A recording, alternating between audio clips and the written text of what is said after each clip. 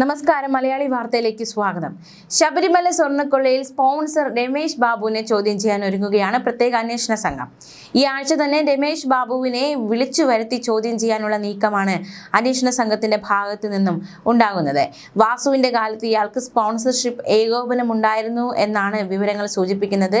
ഇയാൾക്ക് ഉന്നത രാഷ്ട്രീയ ബന്ധങ്ങളുണ്ട് എന്ന സൂചനയും പുറത്തു വരുന്നുണ്ട്.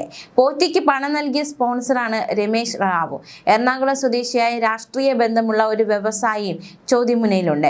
പോറ്റിയുടെ രേഖകളിൽ ഇയാളുടെ പേരുമുണ്ട് എന്നാണ് പുറത്തുവരുന്ന വിവരങ്ങൾ സൂചിപ്പിക്കുന്നത്. എന്തായാലും രമേശ് ബാബുവിനെ ചോദ്യം ചെയ്യുക ഈ കേസിനെ സംബന്ധിച്ച് ഏറ്റവും നിർണായകമായി മാറുകയാണ്. ഉണ്ണികൃഷ്ണൻ പോറ്റിയുടെ സാമ്പത്തിക ഇടപാടുകൾ കേന്ദ്രീകരിച്ചുള്ള അന്വേഷണവും SIT നടത്തുന്നുണ്ട്. അറസ്റ്റിലായ പ്രതികളുടെ ബാങ്ക് അക്കൗണ്ടുകൾ കേന്ദ്രീകരിച്ച് നടത്തിയ പരിശോധനയിൽ ഇവരുടെ സ്വത്തിൽ ഗണ്യമായ വർധനയുണ്ടായിട്ടുണ്ട് എന്ന കണ്ടെത്തൽ അത് ഏറ്റവും നിർണായകമായി മാറി. എങ്ങനെയാണ് ഇത്രയും വർധന ഇവരുടെ അക്കൗണ്ടുകളിലേക്ക് ഉണ്ടായിരിക്കുന്നത്? അതൊരു ചോദ്യം തന്നെയാണ്. അതിന് വ്യക്തമായ ഉത്തരം കണ്ടെത്തേണ്ടതായിട്ടുണ്ട്. ശബരിമല സ്വർണ്ണക്കൊള്ള കേസിൽ അനധികൃത സ്വത്ത് സമ്പാദനം സംബന്ധിച്ചും അന്വേഷണം നടക്കും. അറസ്റ്റിൽ അവരുടെ ബാങ്ക് അക്കൗണ്ടുകൾ കേന്ദ്രീകരിച്ച് നടത്തിയ പരിശോധനയിൽ സംശയകരമായ ഇടപാടുകൾ കണ്ടെത്തിയ സാഹചര്യത്തിലാണ് അന്വേഷണം. ഇക്കാര്യത്തിൽ വിശദമായ അന്വേഷണം നടത്തുകയാണെന്ന് പ്രത്യേക അന്വേഷണ സംഘം ഹൈക്കോടതിയെ നേരിട്ട് അറിയിച്ചു. അതേസമയം ശബരിമല സ്വർണ്ണക്കൊള്ളയുമായി ബന്ധപ്പെട്ട് 2025 നടത്തിയ ക്രമക്കേടുകളും അന്വേഷിക്കുമെന്ന് SIT വ്യക്തമാക്കുകയുണ്ടായി. 4 ഘട്ടങ്ങളായിട്ടാണ് അന്വേഷണം. 1998 മുതൽ 2025 സെപ്റ്റംബർ വരെയുള്ള കാലത്തെ ക്രമക്കേടുകൾ അന്വേഷിക്കുകയാണെന്നും SIT വ്യക്തമാക്കിയിട്ടുണ്ട്. 4ാം ഘട്ടത്തിൽ അന്വേഷിക്കുന്നത് PS പ്രശാന്തിന്റെ ഭരണസമിതി ദ്വാരപാലക പാളികളിൽ സ്വർണം പുതിയ നടത്തിയ ഇടപെടലുകളാണെന്നും SIT വ്യക്തമാക്കി. സംഭവത്തിൽ 2 കേസുകളാണ് രജിസ്റ്റർ ചെയ്തതെങ്കിലും കൂടുതൽ പരിശോധനകൾ നടക്കുകയാണെന്നും പ്രത്യേക അന്വേഷണ സംഘം വ്യക്തമാക്കി. അതേസമയം ശബരിമല സ്വർണ്ണക്കൊള്ളയിൽ നിലവിൽ നടക്കുന്ന അന്വേഷണത്തിൽ ഹൈക്കോടതി തൃപ്തി രേഖപ്പെടുത്തിയിരിക്കുകയാണ്. ഇതുവരെ 181 സാക്ഷികളെ ചോദ്യം ചെയ്ത SIT അറിയിച്ചു. നമുക്കറിയാം, കഴിഞ്ഞ 2 വട്ടം നിരന്തരം SIT വലിയ രീതിയിലാണ് ഹൈക്കോടതി വിമർശിച്ചത്. അന്വേഷണം തണുപ്പ് മട്ടിലാണ്, അല്ലെങ്കിൽ ഗൗരവമായ അന്വേഷണം നടക്കുന്നില്ല, മാത്രമല്ല എത്തേണ്ടുന്ന ചിലരിലേക്ക് എത്തുന്നില്ല, 2 പേരെ ഒഴിവാക്കിക്കൊണ്ടുള്ള ചോദ്യം ചെയ്യൽ, എത്തേണ്ടവരിലേക്ക് അന്വേഷണം എത്തുന്നില്ല. ഇതിനെല്ലാം ഹൈക്കോടതി അതിരൂക്ഷമായിട്ടാണ് വിമർശിച്ചത്. എന്തുകൊണ്ട് അന്വേഷണം ചില ഇംഗിതങ്ങൾക്കനുസരിച്ച് അന്വേഷണം പോകുന്നു എന്ന തരത്തിലുള്ള ഒരു വിമർശനമൊക്കെ ഹൈക്കോടതിയുടെ ഭാഗത്തു നിന്ന് കഴിഞ്ഞ 2 വട്ടം ഉണ്ടായി. പക്ഷേ കഴിഞ്ഞ ദിവസം ഹൈക്കോടതി SITയുടെ അന്വേഷണത്തെ അഭിനന്ദിച്ചിരിക്കുകയാണ്. രേഖകൾ മറച്ചു വയ്ക്കാൻ ചില വ്യക്തികൾ ശ്രമിച്ചെങ്കിലും സുപ്രധാന രേഖകൾ കണ്ടെത്താനും വീണ്ടെടുക്കാനും SIT സംഘത്തിന് കഴിഞ്ഞുവെന്നും കോടതിയുടെ നിരീക്ഷണം. നിർഭയമായി അന്വേഷണം മുന്നോട്ട് പോകണമെന്നും സത്യസന്ധതയുള്ള ഉദ്യോഗസ്ഥരെ SIT സംഘത്തലവന് ഈ ഒരു അന്വേഷണത്തിൽ ഉൾപ്പെടുത്താമെന്നും അത് ഹൈക്കോടതി വ്യക്തമാക്കിയിട്ടുണ്ട്. പക്ഷേ ഹൈക്കോടതി അക്കാര്യം ബോധ്യപ്പെടുത്തണമെന്നും ഇടക്കാല ഉത്തരവിൽ വ്യക്തമാക്കിയിട്ടുണ്ട്. ഇനി നമുക്ക് സുപ്രീം കോടതിയിലേക്ക് പോകാം. ശബരിമലയിൽ നടന്നത് വലിയ ക്രമക്കേടാണെന്നും ദൈവത്തെ പോലും വെറുതെ വിടില്ല എന്നും സുപ്രീം കോടതിയുടെ വിമർശനം. ശബരിമല സ്വർണ്ണക്കടത്ത് കേസിൽ തനിക്കെതിരെ ഹൈക്കോടതിയിൽ നിന്നുണ്ടായ പരാമർശം നീക്കണമെന്നാവശ്യപ്പെട്ട് ദേവസ്വം ബോർഡ് മുൻ അംഗം KP ശങ്കരദാസ് നൽകിയ ഹർജി തള്ളിക്കൊണ്ടാണ് കോടതിയുടെ പരാമർശം. ഹൈക്കോടതി ഉത്തരവിൽ തനിക്കെതിരെ നടത്തിയ പരാമർശങ്ങൾ നീക്കണമെന്നായിരുന്നു ശങ്കരദാസ് ഉന്നയിച്ച ആവശ്യം. പ്രായത്തിന്റെ കാര്യത്തിൽ മാത്രമാണ് നിങ്ങളുടെ അനുഭാവമുള്ളത്, മെറിറ്റും പരിഗണിക്കും, അതിന് ജാമ്യാപേക്ഷയുമായി ബന്ധപ്പെട്ട് കോടതിയെ സമീപിക്കാമെന്ന് വ്യക്തമാക്കിയാണ് ബെഞ്ച് ഹർജി തള്ളിയത്. സ്വർണ്ണക്കൊള്ള നടന്ന കാലത്ത് ദേവസ്വം ബോർഡ് പ്രസിഡന്റിനെ മാത്രം അറസ്റ്റ് ചെയ്യുകയും ശങ്കരദാസ് ഉൾപ്പെടെയുള്ളവരെ അറസ്റ്റ് ചെയ്യാത്തതുമാണ് ഹൈക്കോടതി ഉത്തരവിൽ പരാമർശിച്ചിരിക്കുന്നത്. അതേസമയം ശബരിമല സ്വർണ്ണക്കൊള്ളയിൽ അന്വേഷണത്തിന് കൂടുതൽ സമയം ഹൈക്കോടതി അനുവദിച്ചിരിക്കുകയാണ്. 6 ആഴ്ച കൂടിയാണ് സമയം അനുവദിച്ചത്.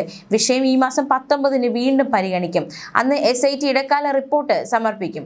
അന്വേഷണത്തിൽ ഹൈക്കോടതി തൃപ്തി അറിയിച്ചു. ആവശ്യമെങ്കിൽ കൂടുതൽ ഉദ്യോഗസ്ഥരെ ടീമിൽ ഉൾപ്പെടുത്താനും SP-ക്ക് അനുവാദം. ഡിസംബർ 3-ന് കേസ് പരിഗണിച്ച കോടതി CPM നേതാവ് പത്മകുമാറിന്റെ അറസ്റ്റിന് ശേഷമുള്ള മെല്ലെപ്പോക്കിനെ വലിയ രീതിയിലാണ് നേരത്തെ വിമർശിച്ചിരുന്നത്. വൻ തോക്കുകളിലേക്ക് അന്വേഷണം പോകാത്തത് എന്തുകൊണ്ടാണെന്ന ചോദ്യം. ഇക്കാര്യത്തിൽ അന്വേഷണ സംഘം സ്വീകരിച്ച നടപടികൾ കഴിഞ്ഞ ദിവസത്തെ റിപ്പോർട്ടിൽ ഉൾക്കൊള്ളിച്ചിട്ടുണ്ടായിരുന്നു.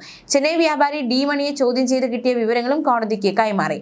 മുൻ ദേവസ്വം മന്ത്രി കടകംപള്ളി സുരേന്ദ്രനെയും മുൻ ദേവസ്വം ബോർഡ് പ്രസിഡന്റ് N പ്രശാന്തിനെയും ചോദ്യം ചെയ്ത വിവരങ്ങളും കോടതിക്ക് കൈമാറിയിട്ടുണ്ട്. അതേസമയം ശബരിമല സ്വർണ്ണക്കൊള്ളയുമായി ബന്ധപ്പെട്ട് നിർണായക രേഖകൾ ഒളിപ്പിക്കാൻ ചിലർ ശ്രമിച്ചെന്ന ഹൈക്കോടതിയുടെ വിമർശനം വളരെ ഗൗരവകരമാണ്. SIT ഈ രേഖകൾ കണ്ടെത്തിയെന്നും വേണമെങ്കിൽ സത്യസന്ധരായ ഉദ്യോഗസ്ഥരെ ഉൾപ്പെടുത്തി അന്വേഷണ സംഘത്തെ വിപുലീകരിക്കാമെന്നും ഹൈക്കോടതി നിർദ്ദേശം നൽകിയ സാഹചര്യത്തിൽ അത്തരത്തിലൊരു നീക്കം SITയുടെ ഭാഗത്തു നിന്നുണ്ടാകുമോ? അങ്ങനെയെങ്കിൽ ആരെയായിരിക്കും അന്വേഷണ സംഘത്തിൽ ഉൾപ്പെടുത്തുക? അങ്ങനെ ഒരുപാട് ചോദ്യങ്ങൾ ബാക്കിയാവുകയാണ്. ശബരിമല സ്വർണ്ണക്കൊള്ള കേസിൽ അന്വേഷണ പുരോഗതി തിങ്കളാഴ്ച ഉദ്യോഗസ്ഥർ നേരിട്ട് ഹൈക്കോടതി ധരിപ്പിച്ചു. ഇത് പരിശോധിച്ച കോടതി ഹൈക്കോടതി SITയുടെ അന്വേഷണത്തിൽ തൃപ്തിയും രേഖപ്പെടുത്തിയിട്ടുണ്ട്. സാധ്യമായതും പ്രസക്തവുമായ എല്ലാ തെളിവുകളും കണ്ടെത്താൻ SIT സംസ്ഥാനത്തിന് പുറത്തും അന്വേഷണം നടത്തി. സൂക്ഷ്മ പരിശോധനയ്ക്ക് വിധേയമായ ഇടപാടുകളുമായി ബന്ധപ്പെട്ട രേഖകൾ ഒളിച്ചുവെക്കാൻ ചില വ്യക്തികൾ ശ്രമിച്ചു. എന്നാൽ നിർണായകമായി തെളിവുകൾ കണ്ടെത്താനും വീണ്ടെടുക്കാനും അന്വേഷണ സംഘത്തിന് സാധിച്ചു. അതേസമയം ശബരിമല സ്വർണ്ണക്കൊള്ള കേസിൽ റിമാൻഡിൽ കഴിയുന്ന തിരുവിതാംകൂർ ദേവസ്വം ബോർഡ് മുൻ പ്രസിഡന്റ് A. പത്മകുമാറിനും ബെല്ലാരിയിലെ സ്വർണ്ണ വ്യാപാരി ഗോവർദ്ധനും നൽകിയ ജാമ്യ ഹർജികൾ ഹൈക്കോടതി ഇന്ന് വീണ്ടും പരിഗണിക്കും. സ്വർണ്ണക്കൊള്ളയിൽ CBI അന്വേഷണം ആവശ്യപ്പെട്ട് BJP സംസ്ഥാന അധ്യക്ഷൻ രാജീവ് ചന്ദ്രശേഖർ നൽകിയ ഹർജിയും ഹൈക്കോടതി പരിഗണിക്കുന്നുണ്ട്. അന്വേഷണ സംഘത്തിന്റെ കണ്ടെത്തൽ പൂർണ്ണമായി നിഷേധിക്കുകയാണ് ജാമ്യാപേക്ഷയിലെ പത്മകുമാർ. ദേവസ്വത്തിന്റെ ഭരണപരമായ പദവിയിൽ ഇരുന്ന് തനിക്ക് ജീവനക്കാരെ ശബരിമലയിൽ ജോലിയുടെ ഭാഗമായി നിയന്ത്രിക്കാനുള്ള ചുമതലയാണ് ഉണ്ടായിരുന്നത്. താൻ ഒറ്റയ്ക്ക് ഒരു തീരുമാനം എടുത്തിട്ടില്ല എന്നും ഹർജിയിൽ വാദമുണ്ട്. നിരപരാധിയാണെന്നും ശബരിമലയ്ക്ക് വലിയ തോതിൽ സംഭാവനകൾ നൽകുന്ന വ്യക്തിയാണെന്നും സ്വർണ്ണ വ്യാപാരിയായ ഗോവർദ്ധൻ ജാമ്യ ഹർജിയിൽ വാദിക്കുന്നുണ്ട്. ഉണ്ണികൃഷ്ണൻ പോറ്റിയിൽ നിന്ന് കിട്ടിയ 400 ഗ്രാമിലധികം സ്വർണം ശബരിമലയിലാണെന്ന് തിരിച്ചറിഞ്ഞപ്പോൾ തന്നെ 10 ലക്ഷം രൂപ DD ആയും 10 പവൻ മാലയായും തിരികെ നൽകിയിട്ടുണ്ടെന്നും ഇതുവരെ 1.5 കോടി രൂപ ക്ഷേത്രത്തിൽ നൽകിയ തനിക്ക് തട്ടിപ്പ് നടത്തേണ്ട സാഹചര്യമില്ല എന്നുമാണ് ഗോവർദ്ധൻ ഹർജിയിൽ പറയുന്നത്. സ്വർണ്ണക്കൊള്ള കേസ് അന്വേഷണത്തിൽ ഹൈക്കോടതി തൃപ്തി രേഖപ്പെടുത്തിയിരുന്നു. രേഖകൾ മറച്ചുവെക്കാൻ ചില വ്യക്തികൾ ശ്രമിച്ചെങ്കിലും സുപ്രധാന രേഖകൾ കണ്ടെത്താനും വീണ്ടെടുക്കാനും SIT സംഘത്തിന് കഴിഞ്ഞെന്ന് ഹൈക്കോടതി ദേവസ്വം ബെഞ്ച് നിരീക്ഷിച്ചു. നിർഭയമായ അന്വേഷണം മുന്നോട്ട് പോകണം എന്നടക്കമുള്ള ഒരു നിർദ്ദേശമൊക്കെ മുന്നോട്ട് വെച്ചിട്ടുണ്ട്. എന്തായാലും അന്വേഷണമൊക്കെ നല്ല രീതിയിൽ മുന്നോട്ട് പോകുന്നു എന്ന ഹൈക്കോടതിയുടെ ഒരു തൃപ്തി അത് വളരെ നിർണായകം തന്നെയാണ്. പ്രത്യേകിച്ച് കഴിഞ്ഞ ദിവസങ്ങളൊക്കെ SIT ഹൈക്കോടതി വിമർശിച്ച സാഹചര്യത്തിൽ അതേ ഒരു നാവ് കൊണ്ട് തന്നെയാണ് തൃപ്തികരം എന്ന രീതിയിലേക്ക് കാര്യങ്ങൾ എത്തിയിരിക്കുന്നത്. അതേസമയം ഈ ശങ്കർദാസിനെ കോടതി വിമർശിച്ചത് ദൈവത്തെ പോലെ നിങ്ങൾ വെറുതെ വിട്ടില്ല എന്ന തിരുവിതാംകൂർ ദേവസ്വം ബോർഡ് മുൻ അംഗം KP ശങ്കർദാസ് നൽകിയ ഹർജി പരിഗണിക്കവേ സുപ്രീം കോടതി പറഞ്ഞത് അതീവ ഗൗരവകരം തന്നെയാണ്. ബോർഡിന്റെ മിനിറ്റ്സിൽ ഒപ്പിട്ട ശങ്കർദാസിന് ഉത്തരവാദിത്വത്തിൽ നിന്ന് ഒഴിവാകാനാകില്ല എന്ന സുപ്രീം കോടതിയുടെ നിരീക്ഷണവും ഏറ്റവും ശ്രദ്ധേയം. ഹൈക്കോടതി സിംഗിൾ ബെഞ്ച് വിധിയിലെ 5 പാരഗ്രാഫ് നീക്കം ചെയ്യണമെന്ന ആവശ്യത്തിൽ ഇടപെടാനും സുപ്രീം കോടതി വിസമ്മതിച്ചു. ജസ്റ്റിസുമാരായ ദീപാങ്കർ ദത്ത, SC ശർമ്മ എന്നിവർ അടങ്ങിയ ബെഞ്ചാണ് ഹർജി പരിഗണിച്ചത്. സ്വർണ്ണക്കൊള്ളയിൽ ദേവസ്വം ബോർഡ് അംഗങ്ങളായ KP ശങ്കർദാസിനും വിജയകുമാറിനും ഉത്തരവാദിത്തമുണ്ട് എന്ന് ഹൈക്കോടതി സിംഗിൾ ബെഞ്ച് ഉത്തരവിൽ പരാമർശിച്ചിരുന്നു. എന്നാൽ തങ്ങളുടെ ഭാഗം കേൾക്കാതെയാണ് ഇത്തരം പരാമർശം ഹൈക്കോടതിയിൽ നിന്നുണ്ടായതെന്നാണ് ശങ്കർദാസിന്റെ വാദം. തന്റെ പ്രായാധിക്യവും ശാരീരിക അവസ്ഥകളും കണക്കിലെടുത്ത് നടപടികളിൽ ഇളവ് വേണമെന്നായിരുന്നു ശങ്കർദാസ് പ്രധാനമായും ആവശ്യപ്പെട്ടത്. കൂടാതെ അന്നത്തെ ബോർഡ് അംഗങ്ങൾക്ക് ക്രിമിനൽ ബാധ്യത ഉണ്ടെന്നൊക്കെയുള്ള ഹൈക്കോടതിയുടെ പരാമർശം നീക്കം ചെയ്യണമെന്നും അദ്ദേഹം ആവശ്യപ്പെട്ടു. ഇത്തരം പരാമർശങ്ങൾ നിഷ്പക്ഷമായ അന്വേഷണത്തെ ബാധിക്കുമെന്നായിരുന്നു KP ശങ്കർദാസിന് വേണ്ടി ഹാജരായ സീനിയർ അഭിഭാഷകൻ PB സുരേഷ് കുമാറും അഭിഭാഷകൻ A. കാർത്തിക് വാദിച്ചത്. സംസ്ഥാന സർക്കാരിന് വേണ്ടി സ്റ്റാൻഡിംഗ് കൗൺസിൽ CK ശശി ഹാജരായി. ന്യൂസ് ഡെസ്ക് മലയാളി വാർത്ത.